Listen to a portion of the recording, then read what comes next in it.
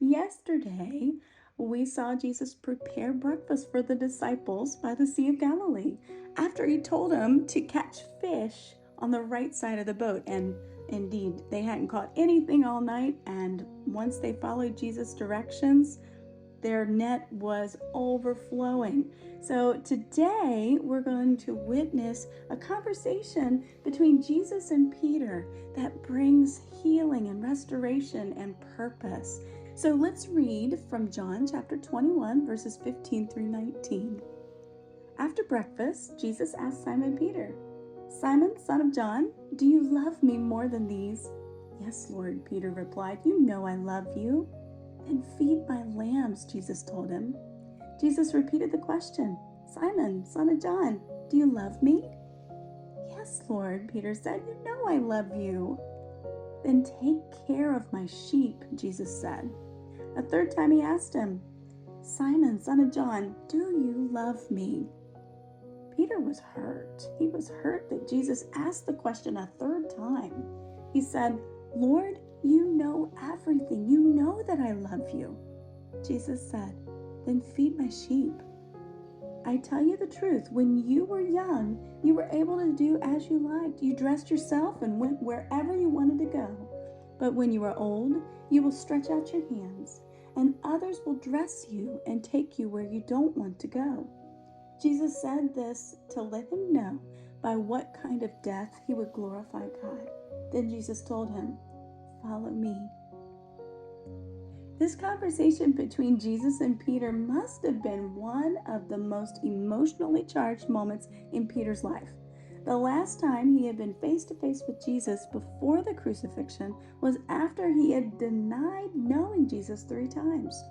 Luke tells us that after the third denial, the Lord turned and looked straight at Peter and went outside and wept bitterly. That's from Luke chapter 22, verses 61 and 62. Now, here by the Sea of Galilee, Jesus gives Peter a chance to affirm his love 3 times, once for each denial. With each affirmation, Jesus entrusts Peter with the mission: feed my lambs, take care of my sheep, feed my sheep. What was once a moment of failure becomes a moment of commissioning. So let's take a look at 3 different things about this restoration.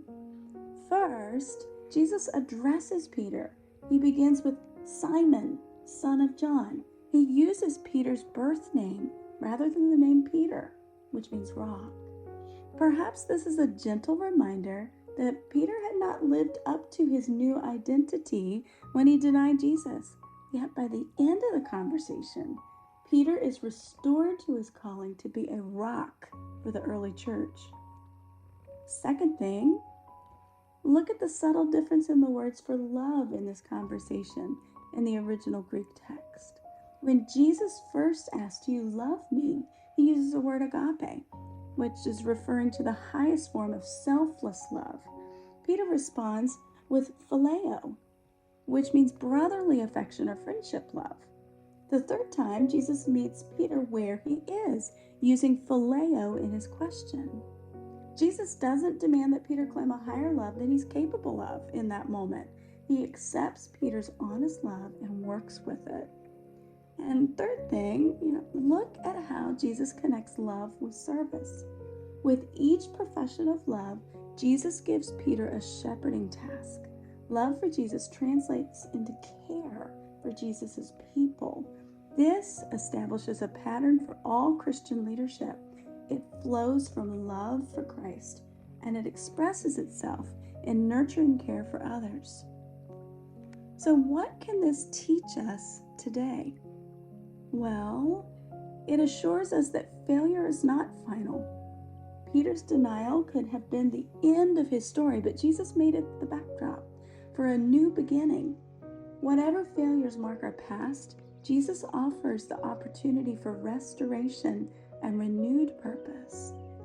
Second, it shows us that Jesus meets us at our level of capacity.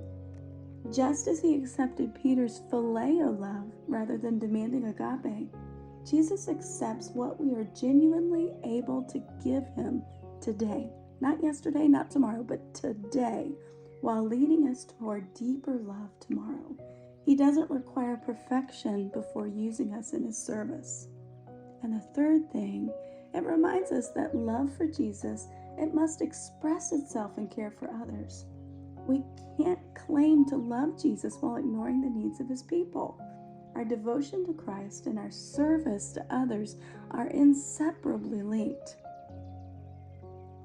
This passage, it concludes with Jesus telling Peter about the kind of death by which he would glorify God, followed by the simple command, "Follow me." Despite knowing that following Jesus would ultimately lead to his martyrdom, Peter embraced his calling. And history tells us that Peter did indeed follow Jesus faithfully, eventually being crucified upside down because he didn't consider himself worthy to die in the same manner as his Lord. As we continue our journey toward Pentecost, may we accept Christ's grace when we fail him. May we honestly give him whatever love we're capable of today, trusting him to deepen that love tomorrow.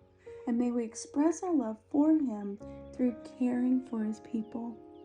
Let us pray. Lord Jesus, thank you for your persistent love that seeks restoration even after our failures. Thank you for accepting us where we are while calling us to grow deeper in our love for you. Help us to express our love for you through caring for others, and give us the courage to follow you wherever you lead, even when the path is difficult. We love you, Lord, and want to love you more and more each day. In Jesus' name, amen. Well, tomorrow, day 10 on our journey to Pentecost, we'll examine the Great Commission, Jesus' parting instructions to his disciples. So until then, may you experience his personal restoration in whatever areas of your life need healing.